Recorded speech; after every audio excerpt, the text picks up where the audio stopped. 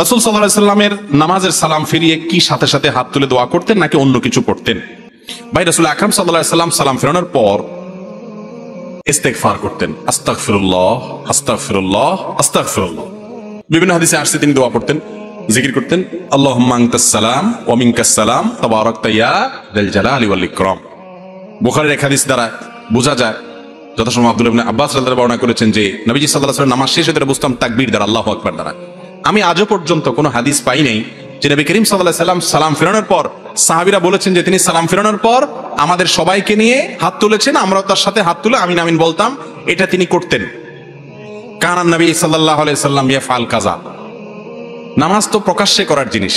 তিনি যদি জীবনে 2, 10 বার 20 বারও বলতেন তাহলে অন্তত 2-4 হাজার হাদিস আসতো, কারণ এত মানুষ দেখছে।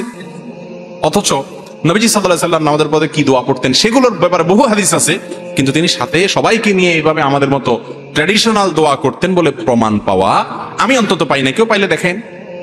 জোড়া তালি দিয়া এখান থেকে এক হাদিস ওখান থেকে এক হাদিস এরকম জোড়া তালি দিয়া প্রমাণ করে অনেকে। আমরা নবী করিম সাল্লাল্লাহু আলাইহি ওয়াসাল্লাম নামাজের পরে কি করেছেন, কি আমল করেছেন সেটা হাদিসে পরিষ্কার।